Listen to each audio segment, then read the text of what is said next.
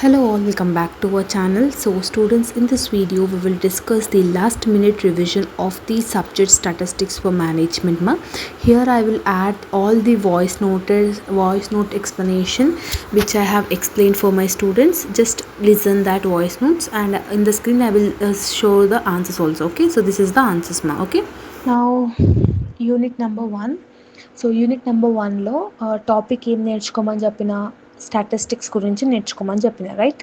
So statistics గురించి అంటే 6th question ఎలాంటి క్వశ్చన్ వచ్చినా కూడా మీరు స్టార్ట్ చేయాల్సింది మీనింగ్ ఆఫ్ స్టాటిస్టిక్స్ గురించి. అంటే ద వర్డ్ స్టాటిస్టిక్స్ అనేది లాటిన్ వర్డ్ నుంచి తీసుకోవడం జరిగింది. దాని వర్డ్ ఏంటంటే స్టాటస్ అని అర్థం.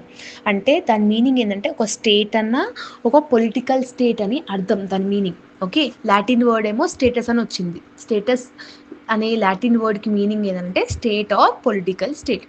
సో ఈ స్టాటిస్టిక్స్ అనేది ఏంటంటే ఇది డేటాని కలెక్ట్ చేస్తుంది, డేటాని ఆర్గనైజ్ చేస్తుంది, డేటాని ప్రజెంట్ చేస్తుంది, డేటాని అనలైజ్ చేస్తుంది, డేటాని మొత్తం వెరిఫై చేసి it will give you assistance. ఆ డేటాని బట్టి నీకు ఏం అర్థమవుతుందంటే ఫ్యూచర్లో నువ్వు ఏదైతే డెసిషన్ తీసుకుంటున్నావో ఆ డెసిషన్ మేకింగ్కి ఈ స్టాటిస్టికల్ డేటా అనేది ఇంపార్టెంట్. నీ దగ్గర ఎంత అక్యురేట్ డేటా ఎంత కరెక్ట్ డేటా ఉంటే నువ్వు అంత మంచిగా నీ యొక్క డెసిషన్ని నువ్వు అప్రోప్రియేట్గా తీసుకోవచ్చు. అంటే న్యూమరికల్ ఫ్యాక్ట్స్ ఏవైతే ఉంటాయో, అంటే నంబర్స్తో కూడిన డేటా ఏదైతే ఉంటుందో దాన్ని బేస్ చేసుకొని నువ్వు ఒక కంక్లూజన్కి రావచ్చు. Got it? సో ఇది మీనింగ్ అనమాట. డెఫినేషన్ అనేది డిఫరెంట్ ఆథర్స్ డిఫరెంట్ డెఫినేషన్స్ అనేది చెప్పినారు. For example exam point of వ్యూలో ఏఎల్ బౌల్ ఇది ఒకటి నేర్చుకుంటే సరిపోతుంది. దాని మీనింగ్ ఏంటంటే statistics is the science of counting, summarising and comparing data అని అంటున్నాడు. అంటే సైన్స్ ప్రకారంగా ఈ స్టాటిస్టిక్స్ ఏంటంటే నంబర్స్ని కౌంట్ చేసి నంబర్స్ని సమ్మరైజ్ చేసి ఓవరాల్గా కంక్లూడ్ చేసి డేటాని ప్రజెంట్ చేస్తుంది. ఓకే, దీనివల్ల ఇంకా పాయింట్స్ ఏమేమి రాస్తారంటే ఫస్ట్ వన్, సిస్టమాటిక్ మేనర్లో నీ యొక్క డేటాని ప్రజెంట్ చేస్తుంది, సింపుల్గా నీ యొక్క డేటాని అర్థం చేసుకుంటుంది. ఫర్ ఎగ్జాంపుల్ నువ్వు ఒక ఇన్ఫర్మేషన్ని పారాగ్రాఫ్ లాగా రాసినప్పుడు చాలామందికి అర్థం కాదు. అదే ఇన్ఫర్మేషన్ని నువ్వు టేబుల్స్ లాగా, చార్ట్స్ లాగా, పై డయాగ్రామ్స్ లాగా, ఫ్లో చార్ట్స్ లాగా వేసినావు అనుకో ఈజీగా అందరికీ అర్థమైపోతుంది. సో ఈ స్టాటిస్టిక్స్ అనేది డేటాని సింపుల్ అండ్ అండర్స్టాండబుల్ ఫార్మాట్లో అది డ్రా చేసి చూపిస్తుంది అనమాట. నెక్స్ట్ ఏంది, రీసెంట్ ట్రెండ్స్ని ఐడెంటిఫై చేసి అనలైజ్ చేస్తుంది, డెసిషన్ మేకింగ్కి యూస్ఫుల్ అవుతుంది, ఫ్యూచర్ని ఫోర్కాస్ట్ చేస్తుంది. Forecast is nothing about the prediction. అంటే నెక్స్ట్ 5 yearsలో నీ కంపెనీ ఇంత రీచ్ అవ్వబోతుంది based on the present data. Okay, so నీ యొక్క బిజినెస్ ఫార్మ్ అంటే మార్కెట్ రీసెర్చ్, కన్జ్యూమర్ దేనికి ఎక్కువ ప్రిఫరెన్స్ ఇస్తున్నాడు అని చెప్పి డిఫరెంట్ రీసెర్చ్ ప్రాజెక్ట్స్ అనేది కూడా చేయడం జరుగుతుంది. ఓకేనా, ఇక ఫంక్షన్స్ వచ్చిన, ఆబ్జెక్టివ్స్ వచ్చిన ఇవన్నీ రాసేయచ్చు మీరు. ఓకేనా, సో నెక్స్ట్ ఏంది, నీడ్ ఇంపార్టెన్స్ ఏంది, డెసిషన్ మేకింగ్కి హెల్ప్ఫుల్ అవుతుంది, నీ యొక్క బిజినెస్ పర్ఫార్మెన్స్ గ్రోత్ ఉంటుంది, నీ ఫ్యూచర్ ఈవెంట్స్ ఏందో ప్రిడిక్ట్ చేస్తుంది, నీ యొక్క క్వాలిటీ కంట్రోల్ని కూడా ఏమంటారు మేనేజ్ చేస్తుంది. ఎస్, సో ఇట్లా డిఫరెంట్ స్కోపు, అడ్వాంటేజెస్ అన్న, నేచర్ అన్న ఏదైనా ఇవన్నీ రాసేయచ్చు మీరు.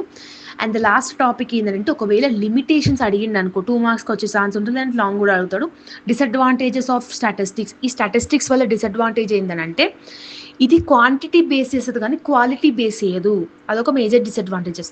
సో ఏందనంటే ఎంత క్వాంటిటీ అనేది ఇంపార్టెంట్ కాదు, ఆ క్వాంటిటీలో ఎంత క్వాలిటీ ఆఫ్ డేటా ఉంది అనేదే మనకి ఇంపార్టెంట్. ఎస్, అదొక మేజర్ డిసడ్వాంటేజ్. సెకండ్ వన్ ఏంటంటే రిజల్ట్స్ కొన్నిసార్లు రీచ్ అవ్వచ్చు, రీచ్ అవ్వకపోవచ్చు, because it is just a prediction. ఇప్పుడు మనం అందరం కరోనా వస్తుందని అయితే అనుకోలేం కదా. So it is something will happen like that time this will not work అనమాట. Next, it depends on data accuracy collected. అంటే నువ్వు కలెక్ట్ చేసిన డేటా ఎంతైతే అక్యూరేట్గా ఉంటుందో, ఎంత కరెక్ట్గా ఉంటుందో దాన్ని బట్టి నీ రిజల్ట్స్ అనేది నువ్వు ఎక్స్పెక్ట్ చేయవచ్చు. Got it? సో ఇవన్నీ డిసడ్వాంటేజెస్ అనమాట. డిసడ్వాంటేజెస్లో ఒక 3 to 4 రాస్తే సరిపోతుంది. ఒకటి మిస్యూజ్ అవుతుంది, ఒకటి క్వాలిటీ బేస్ మీద ఉండదు, ఇంకొకటి డేటాని అక్యూర్గా ఉండకపోతే నీ ఒక రిజల్ట్ కూడా పోతుంది. ఓకే, అండ్ స్టాటిస్టిక్స్ అనేది both science as well as art అనమాట. Statistics is both as well as science as a art అని చెప్పి రాయొచ్చు. And it is various methods అనేది యూస్ఫుల్ అవుతుంది. ఒక బిజినెస్ ఆర్గనైజేషన్లో ఈ స్టాటిస్టిక్స్ అనేది వెరీ వెరీ వెరీ ఇంపార్టెంట్ అని చెప్పి మీరు కంక్లూడ్ చేస్తే యూనిట్ 1 నుంచి set. Okay, so whatever the points you are writing in the answer, that points you represent in the diagrammatical format, like pie diagrams aina, flow charts aina, నేను చెప్పిన ఫార్మాట్లో ఏదైతే ఉందో అవన్నీ మీరు వేస్తే నీట్గా ప్రజెంట్ చేయండి. 3 sides కంపల్సరీగా రాయండి. ఓకే, సెకండ్ యూనిట్లో టాపిక్ ఏంటంటే నార్మల్ డిస్ట్రిబ్యూషన్. ఓకే, సో అంటే సెకండ్ యూనిట్ నుంచి కనుక ఏ థియరీ క్వశ్చన్ వచ్చినా ఇది రాసేసేయండి. ఒకటి ఏంది, ఇంట్రడక్షన్లో నార్మల్ డిస్ట్రిబ్యూషన్ గురించి రాయాలి. నార్మల్ డిస్ట్రిబ్యూషన్ అనేది ప్రాబబిలిటీ డిస్ట్రిబ్యూషన్లో కీ రోల్ని ఎలిమెంట్ అనేది, అంటే మోస్ట్ ఇంపార్టెంట్ థింగ్ అనమాట. ఓకే, ప్రాబబిలిటీ డిస్ట్రిబ్యూషన్లో నార్మల్ డిస్ట్రిబ్యూషన్ అనేది one of the most important thing. దీన్ని ఇంకొక పేరు ఏంటంటే గాసియన్ డిస్ట్రిబ్యూషన్ అని కూడా అనొచ్చు. ఓకేనా, సో ఇది ఎందుకు అంటే చాలా ఎక్కువ మందికి సోషల్ ఫెనోమి ఏదైతే ఉంటుందో దీన్ని చాలామంది యూజ్ చేస్తారు అనమాట. ఏదేని నార్మల్ డిస్ట్రిబ్యూషన్ని చాలామంది యూజ్ చేస్తారు సైంటిఫిక్ రీసెర్చెస్లో. సో దీని యొక్క డెఫినేషన్ ఏంది, it is a continuous probability distribution. అంటే కంటిన్యూస్ ప్రాసెస్ అనేది జరుగుతుంది, మీన్ ఉంటుంది, ఇందులో క్లస్టరింగ్ ఉంటుంది, అండ్ వేరియస్ వాల్యూస్ ఏవైతే ఉంటాయో అంటే ఆ ప్రిడిక్షన్ చేసే ఛాన్స్ ఏదైతే ఉంటుందో దాని అన్నిటికీ నార్మల్ డిస్ట్రిబ్యూషన్ అనేది యూస్ఫుల్ అవుతుంది. Okay, these are the things. వాడు పాయింట్స్ అడిగినా ప్రాపర్టీస్ అడిగినా ఈ పాయింట్స్ మీరు రాసేయచ్చు. ఏంది, ఫస్ట్ నార్మల్ డిస్ట్రిబ్యూషన్ డయాగ్రామ్ ఏదైతే చూపించినో అది డ్రా చేసినాక బెల్ షేప్డ్ కర్వ్ అని అంటాం దాన్ని. అంటే ఎందుకంటే అది బెల్ షేప్లో ఉంటుంది. Second one, mean is equal to median is equal to mode. ఇది ఒక ఫార్ములా అనమాట. Mean is equal to median is equal to mode అని చెప్పి మీరు ఎగ్జామ్లో రాసి దాన్ని హైలైట్ చేయాలి. Okay, next total area under curve 1, అంటే 100%లోనే నీకు ఆ కర్వ్ అనేది వచ్చేయాలి. Okay, overall 100% is your thing. Next X యాక్సిస్ని వై యాక్సిస్ని అస్సలు టచ్ చేయవద్దు. ఆ కర్వ్ మనం ఏదైతే బెల్ షేప్డ్ కర్వ్ పెట్టినామో అది మధ్యలో ఫ్లోట్ అవ్వాలి, తేలుతూ ఉండాలి.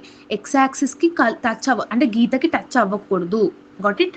నెక్స్ట్ స్టాండర్డ్ డీవియేషన్ ఉంటుందని చెప్పాను. ఇంపార్టెన్స్ ఏంటంటే క్వాలిటీని కంట్రోల్ చేస్తుంది, మార్కెట్ని అనలైజ్ చేస్తుంది, నీ యొక్క కాస్ట్ని రెడ్యూస్ చేస్తుంది, టైంని సేవ్ చేస్తుంది, ప్రాఫిటబిలిటీని ఇంక్రీజ్ చేస్తుంది అని చెప్పి ఈ పాయింట్స్ని మీరు ఇంక్లూడ్ చేయొచ్చు. ఓకే, అండ్ ఇంపార్టెన్స్ కూడా అంతే. మీకు Z test, ANOVA, 1 way ANOVA, 2 way ANOVA, T test, chi square test, ఇవన్నీ ఏవైతే చేసినామో దానన్నిటికీ ఈ యొక్క నార్మల్ డిస్ట్రిబ్యూషన్ అనేది ఇంపార్టెంట్. అండ్ డెసిషన్ మేకింగ్లో కూడా ఇట్ విల్ బి యూస్ఫుల్ అని చెప్పేసి నీట్గా meaning, definition, diagram, side headings ఇవన్నీ రాసినాం అనుకో ఫుల్ మార్క్స్ అనేది వస్తుంది. ఇది unit number 2. So unit number 3లో ప్రాబబిలిటీ శాంప్లింగ్ అంటే మెథడ్స్ ఆఫ్ శాంప్లింగ్ ఒకటి మనం రాసినాం కదా. So methods of శాంప్లింగ్లో probability sampling ఒకటి, నాన్ ప్రాబబిలిటీ శాంప్లింగ్ అని 2 టైప్స్ లాగా డివైడ్ అయ్యి ఉంటాయి అన్నమాట. ప్రాబబిలిటీ శాంప్లింగ్ అంటే ఏంటంటే ప్రతి ఒక్కదానికి 0 ఛాన్స్ ఆఫ్ బీయింగ్ సెలెక్టెడ్ అని ఉంటుంది అనమాట. అంటే ఒకసారి మనం అది సెలెక్ట్ చేసినాక మళ్ళీ ఇంకొక సెకండ్ ఛాన్స్ అనేది ఉండదు. దాన్ని మనం ప్రాబబిలిటీ శాంప్లింగ్ అని అంటాం. ప్రాబబిలిటీ శాంప్లింగ్లో ఫస్ట్ సింపుల్ ర్యాండమ్ శాంప్లింగ్ అంటాం. సింపుల్ ర్యాండమ్ శాంప్లింగ్ అంటే ప్రతి ఒక్క ప్రోడక్ట్కి ఈక్వల్ ఛాన్స్ అనేది వస్తుంది. ఓకేనా, ఈక్వల్ ఛాన్స్ వచ్చేదాన్ని సింపుల్ ర్యాండమ్ శాంప్లింగ్ అంటాం.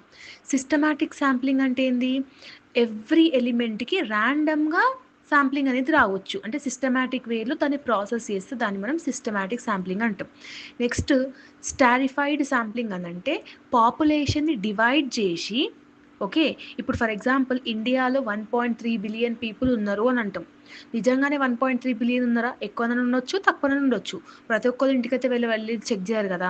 So it is just a random thing that is called stratified. అంటే ఒక ప్లేస్లో ఇంతమంది ఉంటే ఇన్ని ప్లేసెస్లో ఎంతమంది ఉన్నారు డివైడ్ లాగా, గ్రూప్స్ లాగా డివైడ్ చేసి చెప్పడాన్ని స్టారిఫైడ్ శాంప్లింగ్ అంటాం.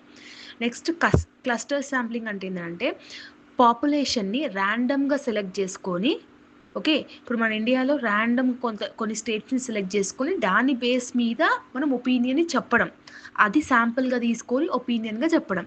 ఫర్ ఎగ్జాంపుల్ ఇండియాలో పలానా స్టేట్స్ని లైక్ శాంపుల్గా తీసుకొని ఇంత పర్సంటేజ్ ఆఫ్ పీపుల్ వెజ్ తింటారు, ఇంత percent of people non veg తింటారు, అట్లా అని చెప్పడం. Okay, next multi stage sampling అంటే ఏంది, స్టేజెస్ లాగా ఉంటాయి అనమాట. First stage, second stage, third stage. First district వైజ్గా చూసుకుంటారు, తర్వాత విలేజెస్ వైజ్గా చూస్తారు, తర్వాత హౌస్ హోల్డ్ అంటే ప్రతి ఒక్క ఇంటికి వెళ్ళి చూస్తారు. సో దాన్ని మల్టీ స్టేజెస్ అంటే ఒకటే స్టేజ్ కాకుండా డిఫరెంట్ స్టేజెస్లో శాంప్లింగ్ చేయడం. ఓకే, ఇవన్నీ ప్రాబబిలిటీ శాంప్లింగ్లో వస్తాయి. నాన్ ప్రాబబిలిటీ శాంప్లింగ్లో ఎవ్రీ ఎలిమెంట్కి ఈక్వల్ ఛాన్స్ అనేది ఉంటుంది.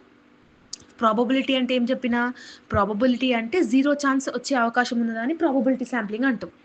నాన్ ప్రాబబిలిటీ శాంప్లింగ్ అంటే ఏంది, ఈక్వల్ ఛాన్స్ వచ్చేదాన్ని నాన్ ప్రాబబిలిటీ శాంప్లింగ్ అంటాం.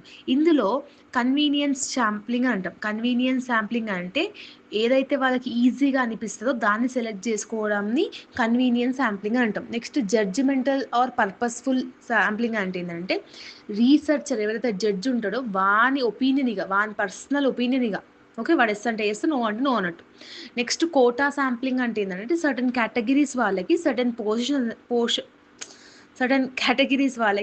పోర్షన్స్ అనేది ఫిక్స్డ్గా ఉంటాయి, దాన్ని కోటా శాంప్లింగ్ అంటాం. నెక్స్ట్ స్నోబాల్ శాంప్లింగ్ అంటే ఏంటంటే ఆల్రెడీ పార్టిసిపెంట్ ఎవరైతే ఉన్నారో ఎక్కువ పార్టిసిపెంట్ని చూడడం.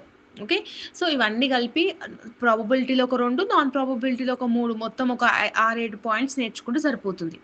ఒకవేళ వేరేది ఏమైనా అడిగిననుక లైక్ అప్లికేషన్స్ అన్నా, ఆబ్జెక్టివ్స్ అన్నా, నేచర్ అన్నా ఇవి రాయొచ్చు నువ్వు. లైక్ కాస్ట్ని రెడ్యూస్ చేస్తుంది, ఫ్యూచర్ని ప్రిడిక్ట్ చేస్తుంది, క్వాలిటీని కంట్రోల్ చేస్తుంది, ఆర్గనైజేషన్లో మార్కెట్లో రీసెర్చ్ చేస్తుంది, అంటే కస్టమర్ దేనికి ఎక్కువ ప్రిఫరెన్స్ ఇస్తున్నాడు అన్నట్టు. నెక్స్ట్ పబ్లిక్ ఒపీనియన్స్ తెలుసుకునే పోల్స్ని పెడుతుంది, అగ్రికల్చర్ని స్టడీ చేస్తుంది, ఎస్, ఎడ్యుకేషనల్ రీసెర్చ్ చేస్తుంది, గవర్నమెంట్ సర్వేస్ చేస్తుంది, కాస్ట్ అండ్ టైం ఎఫిషియన్సీ అంటే కాస్ట్ని, నీకు వచ్చే ఎక్స్పెన్సెస్ని తగ్గిస్తుంది, నీ యొక్క టైంని కూడా సేవ్ చేస్తుంది. Okay, and this are the things you are having in unit number 3. So unit number 3 నుంచి నీకు కంపల్సరీగా శాంప్లింగ్ గురించి వస్తుంది.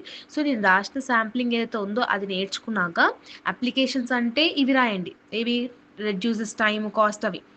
లేదు వాడు మెథడ్స్ అడిగిందనుకో ప్రాబబిలిటీ అండ్ నాన్ ప్రాబబిలిటీ రాయాలి. Okay, just follow this 3 voice notes of unit 1, 2 and 3. And unit 4లో 1 వే అనోవా, 2 వే అనోవా నేర్చుకో.